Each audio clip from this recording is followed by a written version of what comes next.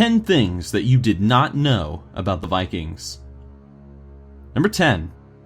The Viking belief system did not only revolve around gods, it also encompassed a great respect for the land as well as a person's ancestors. Vikings and other Germanic people would usually give gifts of milk and honey to land spirits known as wights, as well as giving gifts to deceased relatives in order to keep favor with them.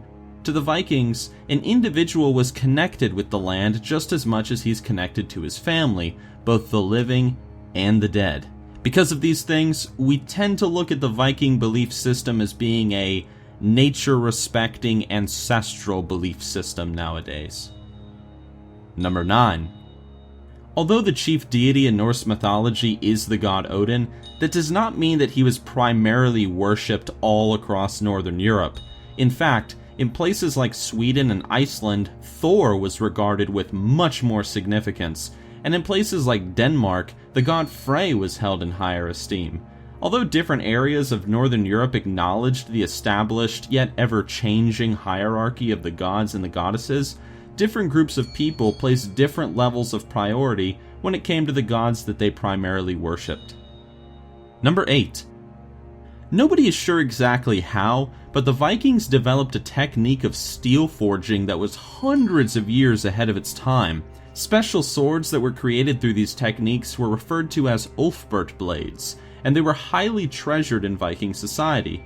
Some historians believe that the Vikings learned the technique of making Damascus steel through their trade networks, brought the steel-making art home, and then they perfected it.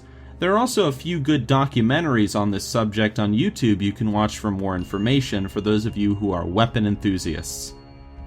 Number 7. Although many New Age beliefs exist about the runes, nobody is exactly sure how the runes were used during the Viking Age. We know that they were used as a form of writing, and we're aware that they were considered magical. How they were being used in magical practice, however, we're not really sure about. There are so few records of rune magic being used that a proper conclusion just can't be formed. Some historians argue that it isn't really even the rune itself that was considered magic, but rather the words that they can create when written together, because writing is magical. Although, of course, there is some evidence to disagree with this. Because there's not enough information, the runes, as their names suggest, remain a secret. Number 6. Loki is a fan-favorite Norse deity nowadays, but he has a very interesting history that may make some people reconsider their fandom. For example, Loki was impregnated by a horse and gave birth to Odin's 8-legged steed Sleipnir. In another story, to make the giantess Skadi laugh, Loki tied a rope around his testicles before tying the other end around a goat's horns. The two engaged in a great tug-of-war match which ultimately succeeded in making Skadi laugh. I guess you could say that he's a rather free-spirited fellow, and those are just 2 stories, and there's plenty more. Number 5. To our understanding, the Vikings believed that the first 2 human beings came from trees. The story goes that Odin, Vili, and Ve were walking on a beach when they saw 2 trees near the shore. As a gift, Odin gave the trees spirit and life. Ve gave them the ability to move, and Vili gave them shape and the ability to feel. I always found this to be really interesting because the universe itself in Viking mythology is also metaphorized as a greater tree called Yggdrasil. What that means is completely open to interpretation. Number 4. Northmen did not start attacking Christian monasteries and settlements just because of a desire for golden land, but it was also because of a direct result of Christian aggression in Northern Europe. As Christianity spread itself northward, pagans were usually given the option to either convert or to die.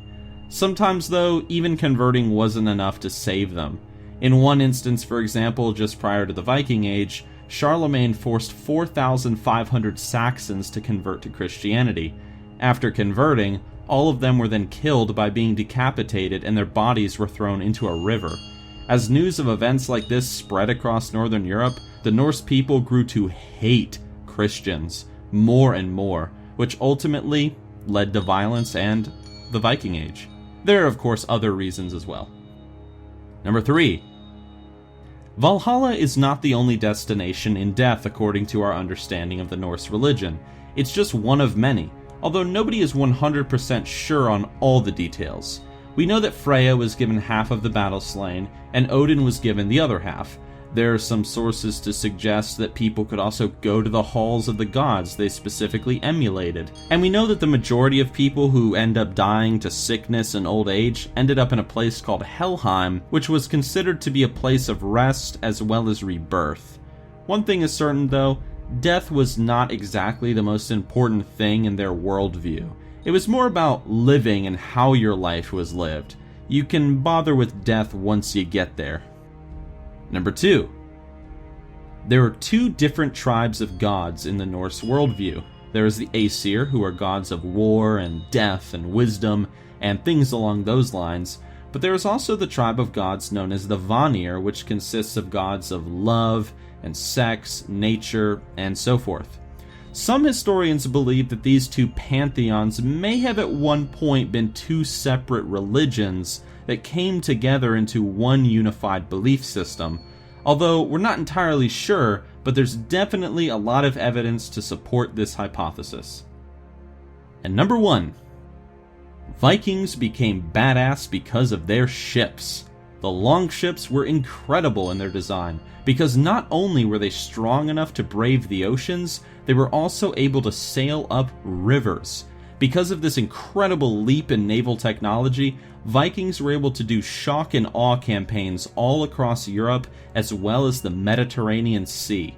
They'd land, do their business, and be gone before anybody even knew that they were there. Except for, of course, the people they killed.